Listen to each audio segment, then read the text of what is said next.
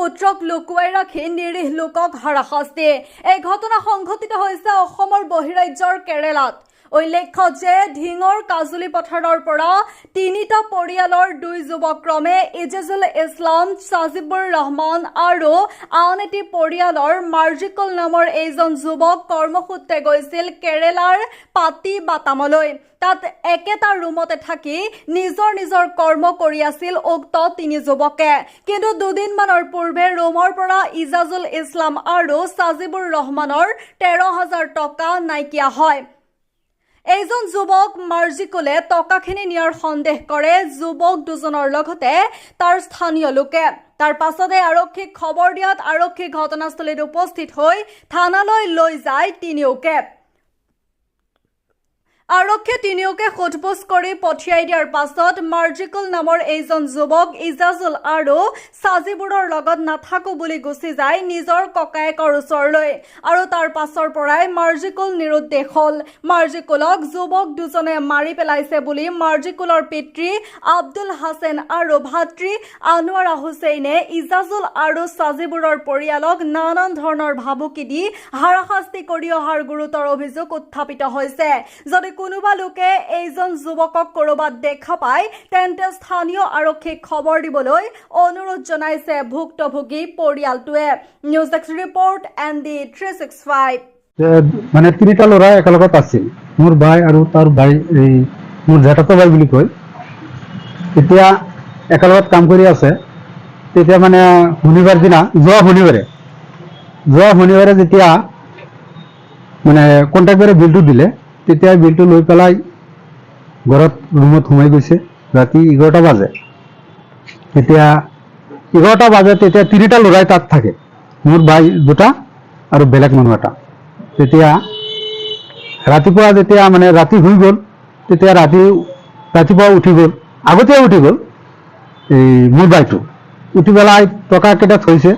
এতিয়া মানে পিঁয়াজ কেইটা আনিব লাগে। সিহঁতে মানে ৰাতিপুৱা কাম কৰি পিছত মানে কামত যাগৈ, ভাত চাত বনাই খাই পেলাই একেবাৰে কামত যাগৈ। তেতিয়া মানি বেগটো ওলালে, তেতিয়া টকাটো নাইকিয়া। মানুহ টকা আছিল 13,000। মানুহ তিনিটাই। তেতিয়া মানে সি কৈ আছে, মোৰ ভাইটো কৈ আছে যে দৰ্জাও ভাঙা নাই, খিৰিকীটো ভাঙা নাই, টকাটো ক'ত গ'ল?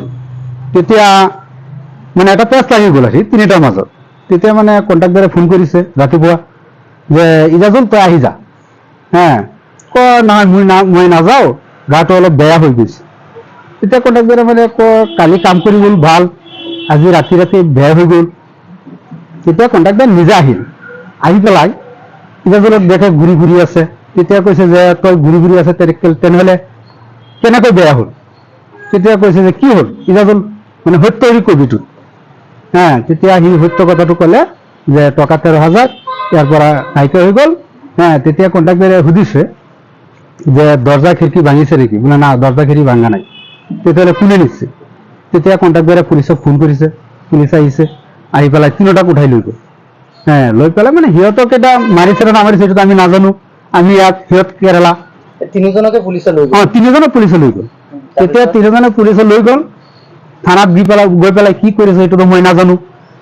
তেতিয়া মানে সিহঁতৰ তিনিওটাক কৈছে যে এতিয়া মানে আজি এই মানুহটো আছে, এই যে মাৰ্জিকুল বুলি কয় যে, মাৰ্জিকুলক যদি এতিয়া ইয়াৰ পৰা ওলাই নিদিয়ে তেনেহ'লে তিনিওটাক গ্ৰেপ্তাৰ কৰি থৈ দিম।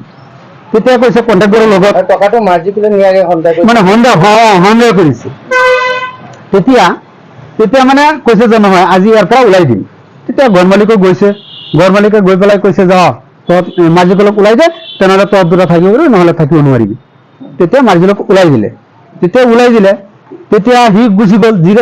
মোৰ বাইকেইটা যে আছে, এই ইজাজুল আৰু সাজিবুৰ, সি তাক সুধিছে যে এতিয়া তই ক'ত যাবি? তই কৈছে যে মোৰ এই ককাই আছে, তাত যামগৈ, ডাঙৰ দাদা। তেতিয়া কৈছে ঠিক আছে তেনেহ'লে যা। সিহঁতে ভাবা নাছিল যে এনেকুৱা পেচ হ'ব। তেতিয়া ঘৰৰ পৰা ৰুমৰ পৰা সি গুচি গ'ল। এতিয়া মানে সি মাৰ্জিকুলৰ দেউতা আৰু মাৰ্জিকুলৰ ডাঙৰ দাদা এইটো মানে পেচ লগাই আছে যে মোৰ ভাই দুটা যে আছে সিহঁতে মাৰি পেলাই দিছে।